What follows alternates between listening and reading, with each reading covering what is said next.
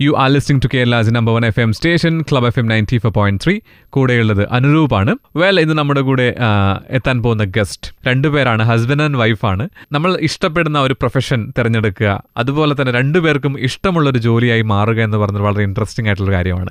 വളരെ യുണീക്ക് ആയിട്ടുള്ള ഒരു കാര്യമാണ് അവർ ചെയ്തുകൊണ്ടിരിക്കുന്നത്. എസ്പെഷ്യലി നമ്മളെല്ലാവരും വയലിൻ വായിക്കുന്നത് കേട്ടിട്ടുണ്ട്, ഒരുപാട് മ്യൂസീഷ്യൻസിനെ കണ്ടിട്ടുണ്ട്, കേട്ടിട്ടുണ്ട്.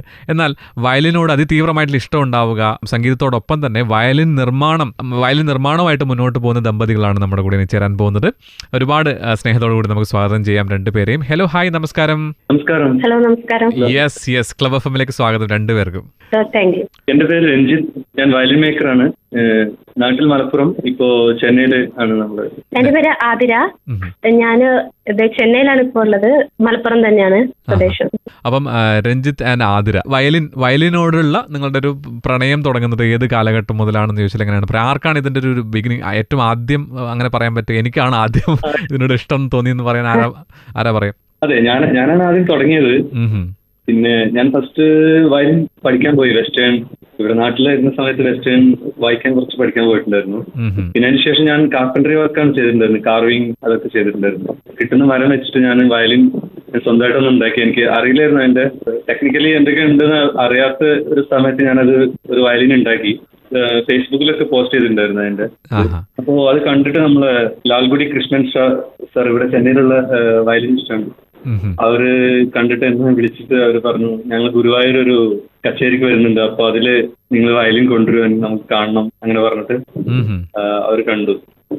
അവരൊരു വർക്ക്ഷോപ്പ് പോലെ വെക്കുന്നുണ്ട്, പുറത്തുനിന്ന് വയലിൻ മേക്കേഴ്സിനെ കൊണ്ടുവന്നിട്ട് ഇവരെ ചെന്നൈയിൽ വെച്ചിട്ടൊരു ശില്പശാല നടത്തുന്നുണ്ട്, അപ്പൊ അതിൽ പങ്കെടുക്കണം.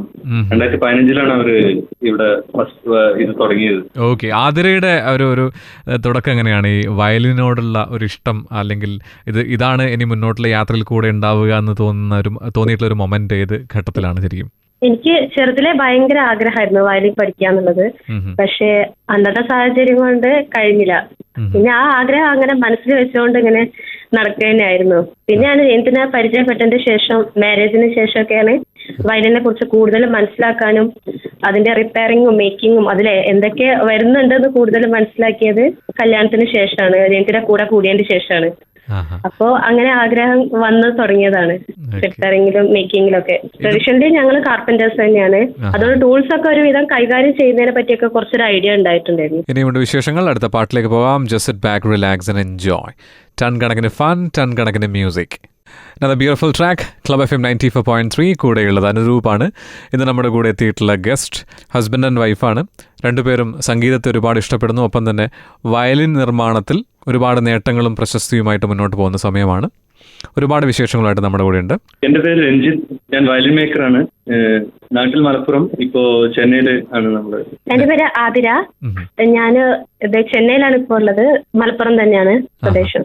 എത്രത്തോളം ശ്രമകരമാണ് ഇപ്പം ഈ പറഞ്ഞ ഒരു വയലിൻ നിർമ്മാണവുമായി ബന്ധപ്പെടുത്തിയിട്ട് എത്ര സമയമെടുക്കും ഒരു ക്ലിയർ ആയിട്ടൊരു വയലിൻ ഉണ്ടാക്കിയെടുക്കാൻ വേണ്ടിയിട്ട്? ഒരു വയലിൻ നിർമ്മിച്ച് അതിന്റെ ഔട്ട്കം നമുക്ക് കിട്ടുന്ന സമയം എന്ന് പറഞ്ഞിട്ടുണ്ടെങ്കിൽ 4 months ആണ്. നമ്മള് മേക്കിംഗ് തുടങ്ങി 4 മാസം എടുത്തിട്ടാണ് ഒരു വയലിന് കംപ്ലീറ്റ് ചെയ്യുന്നത്. കാർവിങ്, അങ്ങനെ കാർവിങ് കുറെ സ്റ്റെപ്പ് ബൈ സ്റ്റെപ്പ് ആയിട്ടാണ് ചെയ്യുന്നത്. ആദ്യം നമ്മൾ 2 മരം യോജിപ്പിച്ചിട്ട് പിന്നെ ആ ഒരു ഷേപ്പിലാക്കി എടുക്കാൻ എന്തായാലും 4 months എടുക്കുന്നുണ്ട്. അതിന്റെ ഉള്ളിലൊക്കെ കുറെ കാർവിങ്, പിന്നെ സ്ക്രൈപ്പ് ചെയ്തെടുക്കാനുണ്ട്, കുറെ കാര്യങ്ങളുണ്ട് അതിന്റെ ഉള്ളിൽ വരുന്നുണ്ട്.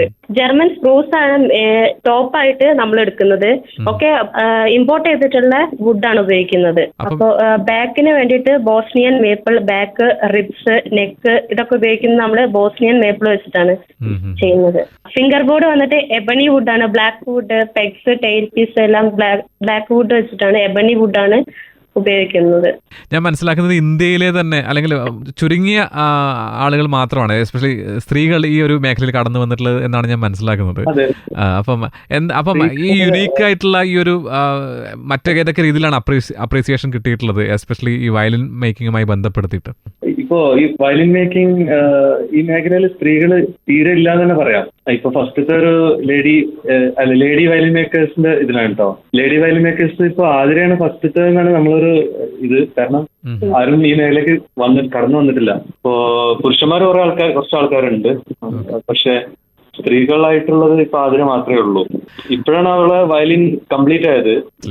അതിരെ സംബന്ധിച്ചിടത്തോളം ഈ പറഞ്ഞ പോലെ ഒരു വയലിൻ ഉണ്ടാക്കിയെടുക്കാൻ ഇത്രയും സമയം എടുക്കുന്നു എന്ന് പറയുന്നു. അപ്പോൾ എങ്ങനെയാണ് നിങ്ങൾ ബൾക്കായിട്ടുള്ള ഓർഡേഴ്സ് എടുക്കുകയാണോ ചെയ്യുക, അതോ ഇൻഡിവിജ്വൽ ആയിട്ട് കുറച്ച് വയലിൻസ് മാത്രം നിർമ്മിച്ച് നൽകുന്ന അങ്ങനെ മാത്രമാണോ, അതോ ഒരു ബൾക്കായിട്ട് നിങ്ങൾ സെറ്റ് ചെയ്യാറുണ്ടോ, എങ്ങനെയാണ്?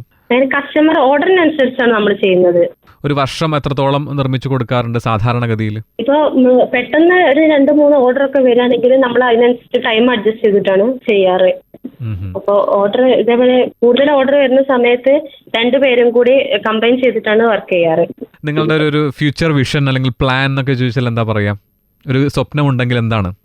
2 പേരും അതെ, ഈ വയലിൻ മേക്കിംഗ് തന്നെ മുന്നോട്ട് കൊണ്ടുപോവുക. ഇതിൽ കൂടുതൽ കുറെ കാര്യങ്ങളുണ്ട്. ഇവിടെ ജർമ്മനിയിലും ഇവിടെയൊക്കെയാണ് ഇതിന്റെ അത്രയും ഇതിലുള്ള ആൾക്കാരുള്ളത്. ജർമ്മനി, ഇറ്റലി, ഇവിടെ അവരുണ്ടാക്കുന്ന അതേ വയലിന് കിടപിടിക്കുന്ന വയലിൻ തന്നെയാണ് നമ്മൾ ചെയ്യുന്നതെന്നുള്ളൊരു ഇതുണ്ട്. അപ്പൊ ആ ഒരു ലെവലിലേക്ക് നമ്മളെ നാട്ടിലുള്ളൊരു എത്തിക്കാന്നുള്ളൊരു. ഓക്കെ, അതിരെ സംബന്ധിച്ചിടത്തോളം എങ്ങനെയാണ് കാണുന്ന സ്വപ്നം എന്താണെന്ന് വെച്ചാൽ എന്താ പറയാ? ഇന്ത്യയിലിപ്പോ വേറെ വിമൻ ലൂട്ടിയേഴ്സ് ആരും ഇല്ലാന്നാണ് ഇപ്പത്തെ ഒരു വിശ്വാസം. അപ്പോ ഇനിയും കൂടുതൽ ആളുകളെ ഉണ്ടാക്കിയെടുക്കണം. ലേഡീസിനൊക്കെ ഇതില് വരാന്നുള്ള ഓപ്ഷനാണ് ഉള്ളത്. ആരെക്കൊണ്ടും ചെയ്യാൻ ശ്രമിച്ചാൽ ആർക്കും ചെയ്യാൻ കഴിയും എന്നുള്ള ഒരു ഇതുണ്ട്. അപ്പൊ ഞാൻ അതിനൊരു വഴിയായി എന്നുള്ള ഒരു സന്തോഷമുണ്ട് മനസ്സിൽ. അപ്പൊ കൂടുതൽ ഇനി വിമൻസിനൊക്കെ ഇതിലേക്ക് വരുത്തണം എന്നുള്ള ഒരു ആഗ്രഹമാണ് ഇപ്പൊ ഉള്ളത്. അങ്ങനെ ക്ലാസ്സുകളൊക്കെ കൊടുക്കുന്നുണ്ടോ? അതില് ടീച്ചിങ് ഞങ്ങള് തുടങ്ങാനുള്ള ഒരു ഇതുണ്ട്, ടീച്ച് ചെയ്യുന്നത്. ഇപ്പോ ആയിട്ടില്ല, കുറച്ചും കൂടെ ഒരു ഇതാവാനുണ്ട്. ഓക്കെ, അപ്പൊ എന്തായാലും നിങ്ങളുടെ ആഗ്രഹങ്ങളും സ്വപ്നങ്ങളൊക്കെ യാഥാർത്ഥ്യമാകട്ടെ. ഒപ്പം തന്നെ വലിയ അച്ചീവ്മെന്റുകൾ ഈ സംഗീതോപകരണ നിർമ്മാണത്തിലൂടെ നേടട്ടെ എന്ന് ആത്മാർത്ഥമായിട്ട് ആശംസിക്കുന്നു.